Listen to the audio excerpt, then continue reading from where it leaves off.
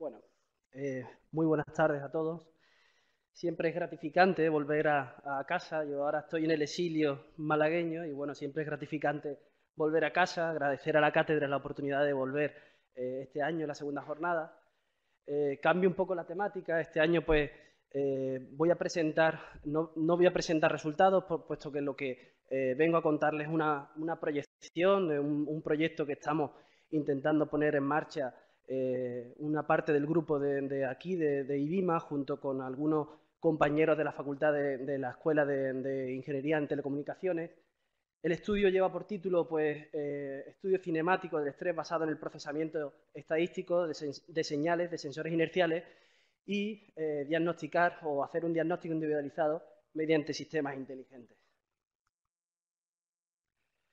Siempre tener un dato o una cifra de la prevalencia de una patología pues, es justificación suficiente para poder saber, ¿vale?, si una determinada patología, ¿vale?, pues, es digna o podría ayudarnos a iniciar una investigación. En este caso, el estrés o las alteraciones psicosomáticas, las que están cuantificadas, que hayan sido diagnosticadas el año pasado, por especialistas, rondó en torno a los 6 millones de diagnósticos de alteraciones psicosomáticas, ¿vale?, derivadas de ese estrés mental. Al final, ese estrés mental, al margen de las alteraciones y de todo lo que pueda producir a nivel psicosomático sobre la persona, también tiene un impacto socioeconómico muy alto, principalmente por el ausentismo laboral. Es decir, hay una tasa muy alta de gente con alteraciones de estrés mental y alteraciones psicosomáticas que al final terminan derivando en una situación de ausentismo laboral. En cuanto a las estrategias de diagnóstico y control de ese estrés mental, desde el punto de vista tradicional, lo que se ha venido utilizando de forma clásica es la psicometría o esa evaluación cognitivo-conductual de los sujetos combinada o a través de cuestionario autoadministrado o directamente con una entrevista con un especialista. Son escalas pues, que tienen un cierto grado alto de subjetividad, puesto que el propio paciente puede condicionar la respuesta del test a la hora de desarrollarlo y describirlo, o de mentir directamente, ¿no?, sobre el profesional que estuviera haciendo esa entrevista, con lo cual tiene un porcentaje alto de subjetividad.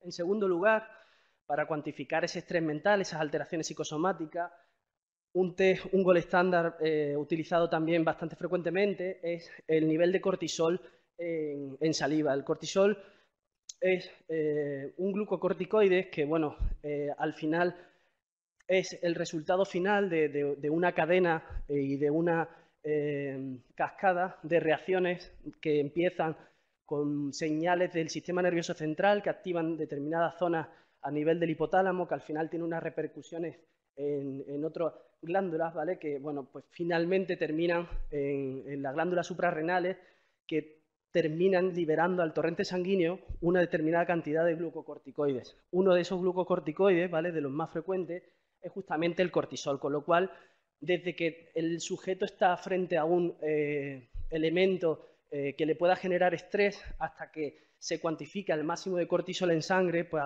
pasa aproximadamente una media hora.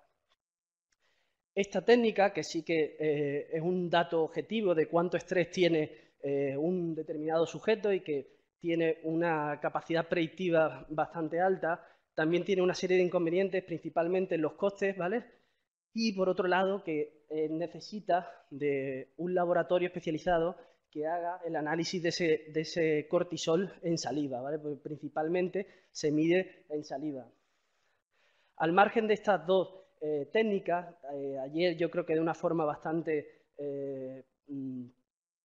bien descrita, el profesor Miquel Izquierdo pues, nos habló de esas alteraciones de movimiento y de esa capacidad predictiva de diagnóstico y pronóstico, de cómo una alteración del movimiento pues, puede llegar a dar un diagnóstico, un pronóstico, por ejemplo, de calidad de vida relacionándolo. Es decir, las alteraciones del patrón de movimiento o cualquier alteración que produzca en el movimiento una determinada patología probablemente tenga un peso bastante alto, ¿vale?, en un diagnóstico y en un pronóstico de alguna patología.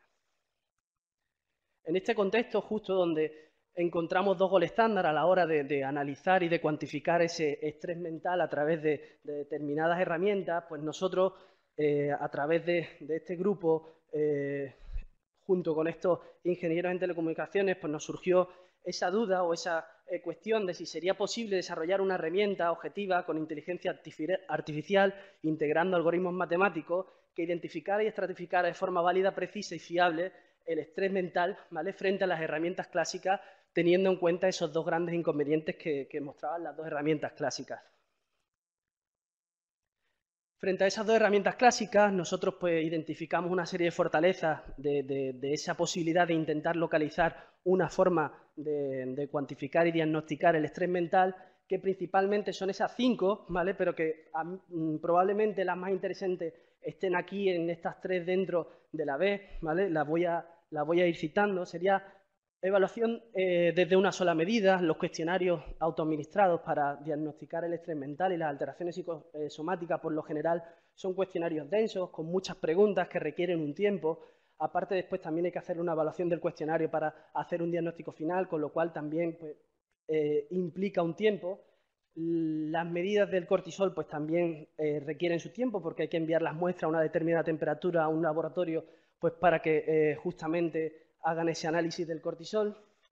Por otro lado, las técnicas de procesamiento, inteligencia artificial, permitirán esos 3 estadios que Álvaro, el doctorando Álvaro Mateo antes ha hablado un poco de ellos, pues que sería descubrir patrones asociados, ¿vale? Es decir, normalizar un patrón de movimiento, ¿vale?, en este caso pues asociado al estrés, es decir, pues sería un poco aflorar o identificar cuál sería un patrón lógico de un paciente o de los pacientes estresados, es decir, si hay algún tipo de patrón identificable.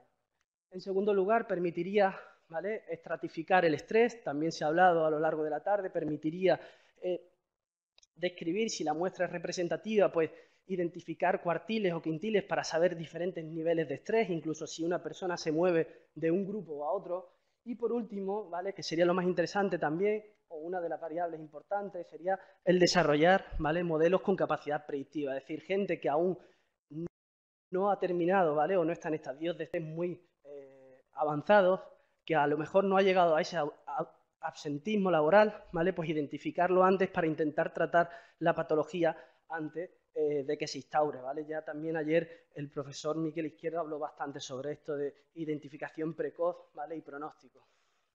Por último, estas 3, que están un poco dentro de las anteriores, que es una evaluación objetiva, ¿vale?, porque no sería falseable como en el caso de los cuestionarios autoadministrados. La identificación precoz del estrés, ¿vale?, con esos patrones o esos trastornos asociados. Y por último, implementación en dispositivos móviles, que también pues, es algo interesante.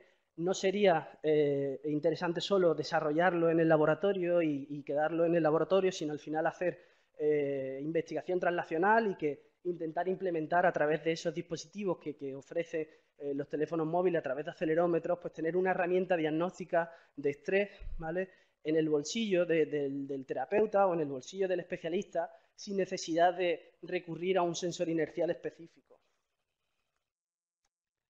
Revisando la bibliografía, cuando vimos que a lo mejor era factible, pues nos pusimos a revisar un poco la bibliografía, no encontramos nada en primera instancia, al tiempo pues salió bueno, no es un artículo porque esto viene de una jornada de difusión científica de un congreso. Esto es un estudio de investigación en el que justamente desde el punto de vista de la metodología de investigación se hizo lo mismo, pero se intentó identificar la alteración del patrón de movimiento en lugar de en personas estresadas, en personas que estaban mintiendo. Es decir, la acelerometría o esa alteración del patrón de movimiento de la persona que mentía era cuantificable.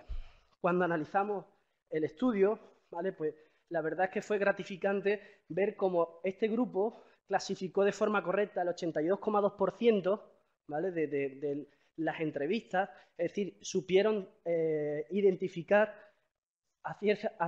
con los sensores y con esa alteración del patrón las verdades en un 88,9% y las mentiras valen ese 75,6%.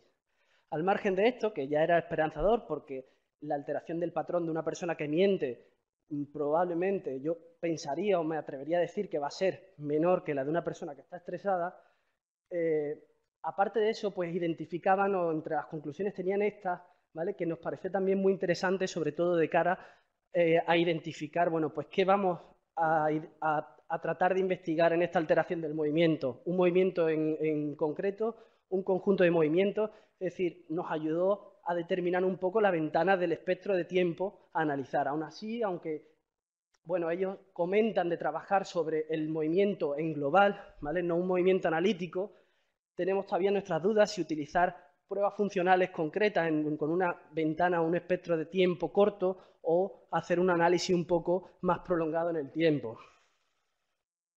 El objetivo de este estudio, ¿vale? que bueno, aún estamos poniéndolo en marcha, será realizar una nueva forma de evaluación del estrés con un enfoque totalmente diferente al tradicional, desarrollar un diagnóstico a partir de patrones cinemáticos obtenidos mediante la monitorización de movimientos empleando esos sensores inerciales. Dejo pues un poco genérico el movimiento porque no sabemos aún todavía hacia dónde iremos en ese sentido. En cuanto al material y método, pues para describir un poco las variables y el tipo de diseño, nuestra intención es hacer dos estudios, dos medidas analíticas transversales en dos momentos temporales diferentes, donde se trabajará con estudiantes universitarios e intentaremos medirlos fuera y dentro de un periodo de estrés mental que puedan tener los estudiantes, en el que cogeremos pues un momento de exámenes, ¿vale? Frente a un momento fuera de exámenes y analizaremos todas las variables, ¿vale? Relacionadas con el estudio. Estas variables son principalmente estos cuatro grupos de variables: antropometría, donde seguiremos por la normativa ISAP para la valoración antropométrica, la psicometría con ese cuestionario autoadministrado cognitivo-conductual de la escala de Holmes y Rae, donde se evalúan 43 acontecimientos estresantes y en función de los que marcas pues hay unas determinadas puntuaciones y se puede discriminar entre un estado de enfermedad del sujeto. El análisis químico, que sería justamente ese cortisol a través de la prueba, ¿vale? Con el dispositivo Salivetes, donde se realizará un protocolo que está ya previamente validado, donde se harán 3 tromas, ¿vale? Entre 8, a las 8, perdón, a las 15 y a las 23 horas. Se hace esa medición porque la variabilidad del cortisol a lo largo de 24 horas es bastante variable, con lo cual se intenta siempre hacer 3 tomas porque hay un determinado, el cortisol siempre será una hormona que va a salir a raíz de un elemento estresante para el sujeto, con lo cual a lo largo del día dependerá mucho de cómo esté ese estrés, ¿vale? Y variará el nivel de cortisol. Bueno, pues se le pedirá que haga un enjuague bucal, solo sin agua, sin ningún tipo de colutorio, sin cepillado de dientes, no comerá en la hora previa, se obtendrá 1 milímetro cúbico de saliva, donde se hará un almacenamiento a 4 grados centígrados, se le pide al paciente o al sujeto que lo guarde en la nevera hasta que llegue al laboratorio. Finalmente, pues de acelerometría, aunque bueno, dejo aquí abierto un poco a esa instrumentación de una prueba que tiene consigo una serie de gestos funcionales básico, no tenemos todavía del todo claro si utilizaremos ese espectro de tiempo de análisis de la acelerometría o utilizaremos algo más largo. En cuanto a la estadística, bueno, pues al margen de que hagamos los estadísticos básicos de supuesto normalidad, distribución, bondad, ajuste, tendencia central, bivarianza y análisis, ¿vale? Básicos, también haremos un análisis de la varianza ajustado por el sexo y el nivel de estrés, evidentemente, y al margen de todos esos estadísticos pues, un poco más de base, pues nuestra intención sería desarrollar modelos predictivos basados en el aprendizaje e inteligencia artificial, que es donde jugará un papel pues muy importante ese grupo de ingenieros en telecomunicaciones, que estarán coordinados por el profesor Andrés Ortiz, que está hoy por aquí con nosotros. Las tareas a desarrollar serán esas 5, ¿vale? En primer lugar, la composición de la base de datos, la selección de participantes. En segundo lugar, se hará una monitorización de los participantes. En tercer lugar, un procesamiento de datos. En cuarto lugar, un estudio de los clasificadores óptimos, es decir, identificar cuáles son las variables con más capacidad o con mayor capacidad predictiva, o variables puntuales o patrones globales. Y por último, darle difusión, hacer una experimentación clínica, ¿vale? Y finalmente explotar los resultados. Aquí se ve un poco las competencias de cada uno de los grupos, donde tenemos por un lado lo que realizaría la parte de ciencia de la salud, pues más identificado en esa primera y segunda tarea, trabajando pues con el propio análisis, la recogida de datos con los sujetos, ¿vale? En ese cuarto estadio, donde está ese estudio de clasificadores óptimos, pues estará más centrado en esa facultad en esa Escuela Técnica Superior de Ingeniería en Telecomunicaciones. Y por último les muestro un poco el cronograma donde se identifican las 5 tareas que pretendemos desarrollar con el equipo de investigadores y cómo se desarrolla a lo largo del tiempo. Muchas gracias por su atención, ¿vale? Y por su tiempo.